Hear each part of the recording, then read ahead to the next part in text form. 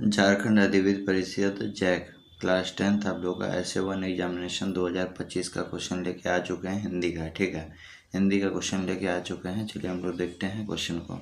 देख लीजिए, कुछ जनरल इंस्ट्रक्शंस दिया हुआ है, उसको आप लोग पढ़ सकते हैं यहाँ पे। ठीक है, कुछ जनरल इंस्ट्रक्शन दिया हुआ है, आप लोग पढ़ सकते हैं। आते हैं डायरेक्ट यहाँ पे क्वेश्चन पे। देखिए यहाँ पे आप लोग का क्वेश्चन है, आप लोग का जो है क्वेश्चन है, सबसे पहले बताया है निम्नलिखित गद्यांश को ध्यानपूर्वक पढ़ें और 1 से 5 तक के लिए सही विकल्प का चयन करें। ठीक है, गद्यांश दिया हुआ, चलिए उसको हम लोग पढ़ते हैं। संघर्ष के मार्ग में अकेला चलना पड़ता है, कोई बाहरी शक्ति आपकी सहायता नहीं करती है।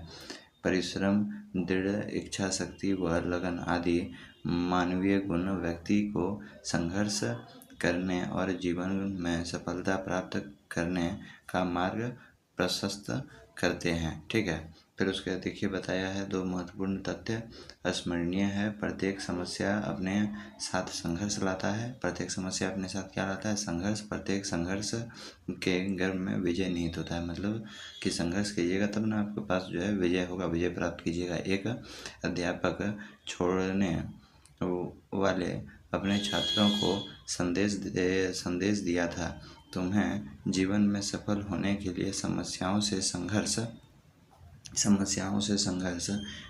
करने का अभ्यास करना होगा। ठीक है, हम कोई भी कार्य करें, सर्वोच्च शिखर पर पहुंचने का संकल्प ले चलें, सफलता तो कभी निराश नहीं करेगी। समस्त ग्रंथों और महापुरुषों के अनुभवों का निष्कर्ष यह है कि संघर्ष से डटकर अथवा उसके विमुख होना अहितकर है। ठीक है, मतलब जो है संघर्ष से कभी भी छोड़ के आपको भागना नहीं चाहिए। ठीक है, आगे देखिए बताया गया है मानव धर्म के प्रतिकूल है और अपने विकास को आवश्यक रूप से बाधित करता है। फिर उसके बाद आप जागिए, उठिए, दृढ़ संकल्प और उत्साह एवं साहस के साथ संघर्ष रूपी विजय रथ पर चढ़िए और अपने जीवन के विकास की बाधाओं रूपी शत्रुओं को, मतलब जीवन में जो भी आपका बाधा आ रहा है वो आपके शत्रु का रूप है ना, यहाँ पे बताया शत्रुओं पर विजय प्राप्त कीजिए। ठीक है, चलिए अब आपसे क्वेश्चन पूछता है, आंसर दीजिएगा। देखिए यहाँ पे क्या बोल रहा है क्वेश्चन, मनुष्य को संघर्ष करने और जीवन में सफलता प्राप्त करने का मार्ग प्रशस्त कराता है। तो कौन कराता है? तो परिश्रम कीजिएगा, दृढ़ इच्छा शक्ति रखिएगा, लगन रखिएगा, तो आप जो है जीवन में सफल हो सकते हैं। ठीक है, 1 का D हो जाएगा। चलिए दूसरा नंबर क्वेश्चन देखिए क्या बोल रहा है, प्रत्येक समस्या अपने साथ लेकर आता है, संघर्ष लेकर आता है, कठिनाई लेके आता है, चुनौतियाँ लेके आता है, यह सुखद परिणाम लेके आता है। तो क्या लेके आएगा? तो संघर्ष लेके आता है। ठीक है, क्या लेके आएगा? ऑप्शन नंबर ए संघर्ष। सभी समस्या अपने साथ संघर्ष लेके आती है और संघर्ष के बाद ही आपको सफलता मिलता है। अगर देखिए यहाँ पे तीसरा नंबर क्वेश्चन, प्रत्येक संघर्ष के गर्भ में क्या निहित रहता है? तो क्या निहित रहेगा? यहाँ पे विजय। ठीक है, विजय निहित रहता है। अगला देखिए 4 नंबर क्वेश्चन क्या बोल रहा है, समस्त ग्रंथों और अनुभवों का निष्कर्ष है ना, सभी जो ग्रंथ है और जितना भी अनुभव है उसका निष्कर्ष क्या निकल के आता है? तो देखिए उसका निष्कर्ष आपका क्या निकल के आएगा? ऑप्शन नंबर ए पढ़िए, संघर्ष से डरना, यह विमुख होना अहितकर है ना। सही बात है, कभी भी संघर्ष से डर कर जो है हम लोग को इधर उधर नहीं जाना चाहिए। बी नंबर बताया मानव धर्म के प्रतिकूल है। ठीक है, फिर उसके सी नंबर अपने विकास को बाधित करता है। तीनों चीज़ हम लोग पढ़े तो ऑप्शन नंबर डी सही हो जाएगा। ठीक है, इनमें सभी। देखिए 5वां नंबर क्वेश्चन क्या बोल रहा है, संघर्ष रूपी विजय पथ पर चढ़ने के लिए क्या आवश्यक है ना। तो क्या आवश्यक है? तो यहाँ पे देखिए संघर्ष रूपी विजय पद पर चढ़ने के लिए क्या आवश्यक है? तो संघर्ष, आपके पास दृढ़ संकल्प होना चाहिए, उत्साह होना चाहिए, साथ में साहस होना चाहिए। इनमें से सभी जो है सही हो जाएगा। आगे देखिए आप लोगों का क्वेश्चन है यहाँ पे, निम्नलिखित काव्यांश को ध्यानपूर्वक पढ़कर प्रश्न संख्या 6 से 10 तक के लिए सही विकल्प का चयन करें। ठीक है, काव्यांश को आप लोग का आगे दिया हुआ, अब आप लोग को पढ़ना और आंसर बताना है। देखिए यहाँ पे हम लोग काव्यांश को पढ़ते हैं। बताया गया है, काव्यांश मतलब कविता। हर किरण तेरे संदेश वाहिका, पवन तेरे गीत गाता, तेरे चरणों को छूने को ललाहित हिमगिरी का माथा। ठीक है, ललाहित हिमगिरी मतलब आप लोग का जो हिमालय पर्वत होता है वो तेरे चरण, मतलब जो है ईश्वर का चरण छूने के लिए जो हिमगिरी का भी माथा ललाहित रहता है। ठीक है। तुझसे ही सूर्य प्रकाशित है, आलोक सृष्टि में तेरा है, संपूर्ण सृष्टि का रोम रोम हम ऋणी उपासक तेरे हैं। ठीक है, फिर उसके बाद उपासक तेरा है। फिर उसके बाद आगे देखिए लिखा हुआ है, अगणित आकाश गंगाएं नन्हे बिंदु नन्हे बूंदे तेरे आगे। ठीक है, नन्हे बूंदे जितना भी आकाश गंगा है वो मिल्की गैलेक्सी है ना, सब तुम्हारे लिए आपके पास ईश्वर को बोल रहा है नन्हे बिंदु है। फिर उसके बाद देखिए बूंदे हैं। फिर उसके बाद तू आदि अंत से मुक्त, काल अस्तित्वहीन तेरे आगे, है ना। फिर उसके बाद बताया गया है, हे जगत नियंता जगत पिता, हे व्याप, जगत पिता ईश्वर को बोला गया, हे व्याप तेरा कितना ईश्वर तेरे चरणों में नत मस्तक, कितनी धरती कितने अंबर। ठीक है, चलिए आगे देखिए क्वेश्चन को यहाँ पे हम लोग को पढ़ना और आंसर देना है। ईश्वर के चरण चूमने के लिए कौन ललाहित रहता है? तो कौन ललाहित रहेगा आप लोग का? तो वो हिमगिरी रहता है। ठीक है, चलिए हिमगिरी मतलब आप लोग का जो आप लोग का हिमालय पर्वत होता है। आगे देखिए यहाँ पे किसका रोम रोम तेरा चरण ऋणी है। ठीक है, तेरा चिर ऋणी है, सॉरी तेरा चिर ऋणी है। ठीक है, तो यहाँ पे आपका जो है सही आंसर क्या हो जाएगा? तो ये आप लोग का संपूर्ण सृष्टि। आगे देखिए यहाँ पे तू आदि डैश से मुक्त है। तो आदि किससे मुक्त है बताइए? आदि मतलब जो शुरू होता है ना, अंत मतलब जो खत्म होता है, आदि अंत से मुक्त है। ठीक है, सत्य कथन छाँट कर लिखिए। तो सत्य कथन जब हम लोग कथन पढ़ेंगे, ठीक है, और कथन से हम लोग आंसर बताएंगे। तो देखिए पहला कथन, ईश्वर के चरणों में धरती अंबर नतमस्तक है, यही कथन सही है। यानी ईश्वर का जो चरण है उसी में जो है आपका जो ईश्वर का चरण में धरती भी नतमस्तक है और अंबर भी। ठीक है, अब देखिए यहाँ पे, अब फिर उसके बाद देखिए यहाँ पे आपका बताया गया 10वां नंबर क्वेश्चन, जगत पिता किसे कहा गया? तो ईश्वर को कहा गया। अगला देखिए यहाँ पे 11 नंबर, वाक्य के 2 अंग होते हैं। तो कौन कौन सा अंग होता है? एक होता है उद्देश्य और एक होता है विधेय। ठीक है, 12 नंबर क्वेश्चन देखिए क्या बोल रहा है, किस वाक्य में एक उपवाक्य प्रधान तथा अन्य उपवाक्य उस पर आश्रित होता है? तो ये देखिए आपका परिभाषा है किसका? तो मिश्र वाक्य का, है ना। पूछेगा वाक्य के कितने रूप होते हैं तो बोलिएगा सरल, संयुक्त और मिश्र। यह 12 का जो है सी सही हो जाएगा। अगला देखिए क्वेश्चन आपका क्या बोल रहा है, 13 नंबर, संयुक्त वाक्य का उदाहरण है ना। संयुक्त मतलब जहाँ पे और लगता है ना, और लगता है, क्योंकि लगता है, ये सब संयुक्त वाक्य होता है। तो देखिए आपका जो है और वाला कहाँ, यहाँ देखिए, रात हुई और चारों ओर सन्नाटा छा गया है। ठीक है, तो और वाला जो 2 सेंटेंस को मिलाता है। तो देखिए 13 का आप लोग का बी सही हो जाएगा। 14 नंबर क्वेश्चन देखिए क्या बोल रहा है, 14 नंबर क्वेश्चन बोल रहा है वाच्य का शाब्दिक अर्थ है ना। वाच्य का शाब्दिक अर्थ है, तो वाच्य का शाब्दिक अर्थ होता है बोलने का विषय। ठीक है, आगे देखिए क्वेश्चन क्या बोल रहा है, बच्चे से बैठा नहीं जाता। बच्चे से बैठा नहीं जाता, वाच्य का प्रकार बताइए, है ना। वाच्य का आपको प्रकार बताना है। देखिए बच्चा का भावना, यहाँ पे बैठा नहीं जा रहा है, खाया नहीं जा रहा है, नाचा नहीं जा रहा है, गाया नहीं जा रहा है ना। जब भी भाव स्पष्ट करे तो ये क्या हो जाएगा? भाववाचक। ठीक है, सी नंबर देखिए यहाँ पे जो है 16 नंबर, राकेश को सोया नहीं जाता। भाई नहीं जाता है ना, सोया नहीं जाता, लेकिन यहाँ पे बोला है वाक्य में कृत वाच्य में बदलना। वाक्य ये जो आपका है इसको हमको किसमें बदलना है? कृतवाच्य। इसमें कर्ता काम किया हुआ दिखाना चाहिए ना। जैसे राकेश नहीं रोता है, तो देखिए राकेश पे ही पूरा पूरा डिपेंड है रोना। ठीक है, तो ये नंबर आपका हो जाएगा। 17 नंबर देखिए क्वेश्चन क्या बोल रहा है, यहाँ देखिए फिर से ये सब जो आप लोग कव्यांश होता है, गद्यांश होता है, ये सब क्लिप पढ़िए और यहीं पे आंसर दे दीजिए। ठीक है, आपको कहीं और पढ़ने की जरूरत नहीं होता है। निम्नलिखित गद्यांश को ध्यानपूर्वक पढ़ के प्रश्न 17 से 21 तक के लिए सही विकल्प का आपको चयन करना है। ठीक है, सही विकल्प का क्या करना है? चयन करना है। देखिए यहाँ पे क्वेश्चन है कि गाड़ी छूट रही थी, सेकंड क्लास के एक छोटे डब्बे को खाली समझकर जरा दौड़कर उसमें चढ़ गए। अनुमान के प्रतिकूल डब्बा निर्जन नहीं था, है ना। निर्जन मतलब वहाँ पे कोई आदमी नहीं था, मतलब जो है था। ठीक है, निर्जन नहीं था मतलब कोई आदमी वहाँ पे था। एक बर्थ पर मतलब सीट पर लखनऊ की नवाबी नस्ल के एक सफ़ेद पोशाक सज्जन बहुत सुविधा से पालथी मारे बैठे थे।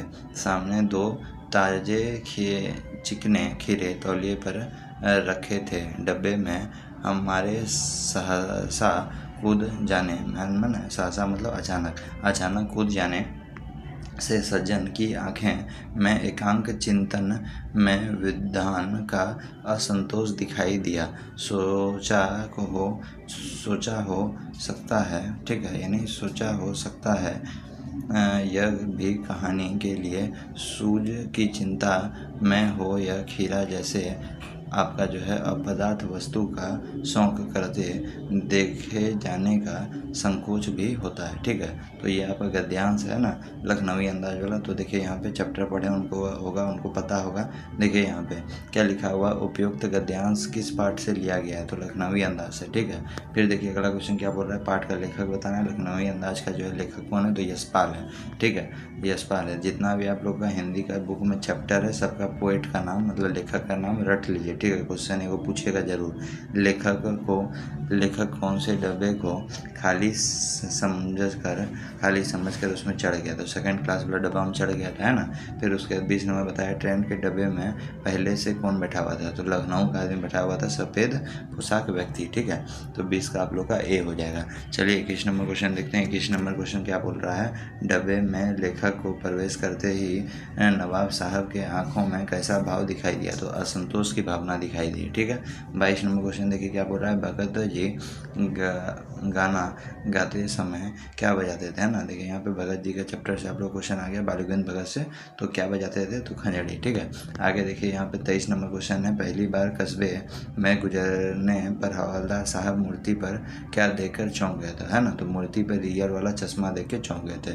ठीक है, बी हो जाएगा सही। 24 नंबर क्वेश्चन देखिए, पान वाला कैसा आदमी था, तो पान वाला काला मोटा और खुशमिजाजी आदमी था। ठीक है, 25 नंबर क्वेश्चन देखिए क्या बोल रहा है, नेताजी की मूर्ति पर सरकंडे का चश्मा किसने लगाया होगा, तो कौन लगाया था, बच्चा सब, है ना। तो देखिए किसी बच्चे ने। 26 नंबर देखिए क्या लिखा हुआ है, कहानी लेखन के लिए क्या आवश्यक है। कहानी लेखन के लिए विचार भी होना चाहिए, घटना भी होना चाहिए, पात्र भी होना चाहिए, तीनों होना चाहिए।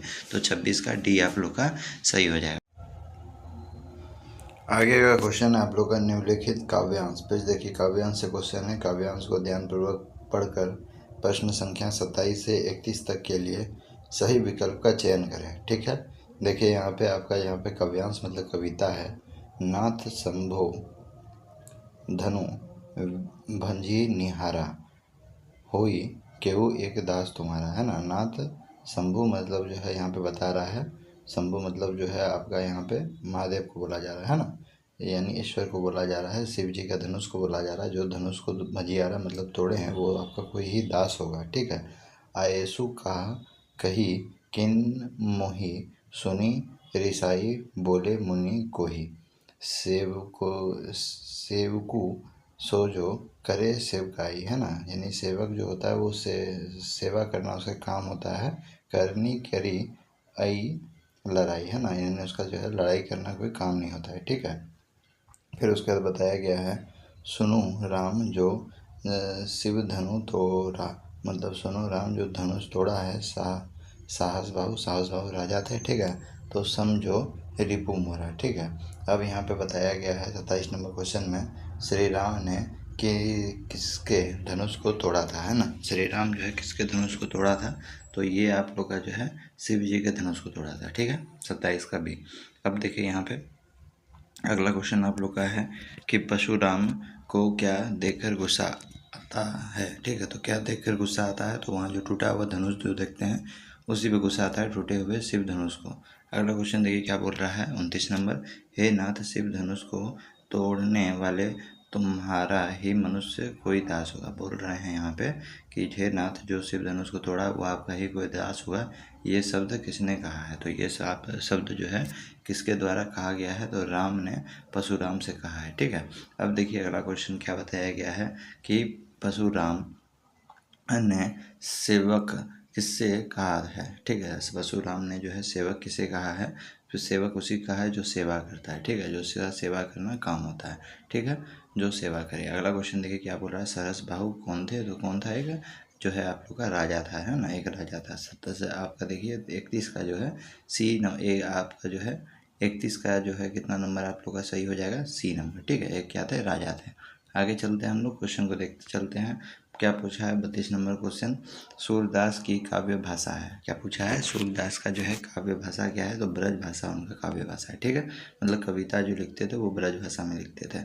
आगे देखिए 33 नंबर क्वेश्चन है, हमारे हारिल की लकड़ी, पंक्ति में हारिल की लकड़ी किसे कहा गया है, तो हारिल का लकड़ी जो है कृष्ण को कहा गया है। किसको कहा गया है, कृष्ण को कहा गया है हारिल की लकड़ी। अगला क्वेश्चन देखिए 34 नंबर क्या बता रहा है, परशुराम गुरु के ऋण से कैसे उऋण होना चाहते हैं। ठीक है, तो यहाँ पे जो है कैसे वो जो है उऋण होना चाहते हैं, यानी ऋण से बाहर किस प्रकार होना चाहते हैं, तो धनुष तोड़ने वाले का वध करके। ठीक है, चलिए आगे देखते हैं हम लोग 35 नंबर क्वेश्चन, कवि बादल से गरजने के लिए क्यों कहता है ना, गरजने के लिए क्यों कहता है, तो क्यों कह रहा है, देखिए ऑप्शन पढ़ते हैं, लोगों को डराने के लिए, फिर उसके बाद परिवर्तन लाने के लिए, है ना। सी नंबर है राहत देने के लिए, ऑप्शन नंबर डी है हरियाली लाने के लिए, तो यहाँ पे परिवर्तन लाने के लिए। ठीक है, 31 आपका 35 का कितना नंबर सही हो जाएगा, बी नंबर। ठीक है, 35 का आप लोग का बी नंबर सही हो जाएगा।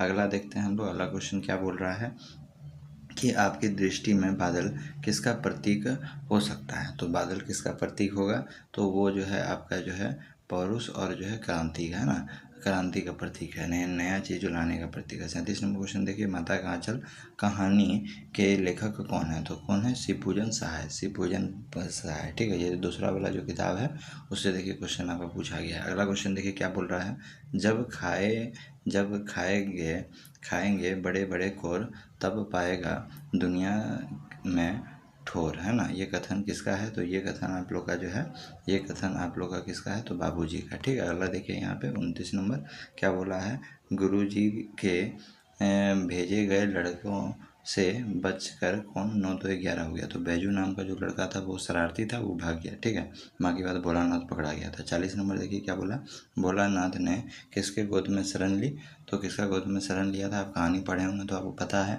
कि जब वो भागा था, है ना, खेत से जब वो भागते भागते दौड़ते हुए जब वो सांप देख लिया था, तो दौड़ते दौड़ते वो किसका गोद में चला गया, तो मैया के गोद में। ठीक है, तो मैया ऑप्शन नंबर डी सही हो जाएगा। तो ये आप लोग का था 2025 का इंपॉर्टेंट क्वेश्चन। ठीक है, यहाँ पे आप लोग का जो क्वेश्चन जो एग्जाम में पूछा जाएगा ऐसे 1 एग्जामिनेशन के लिए।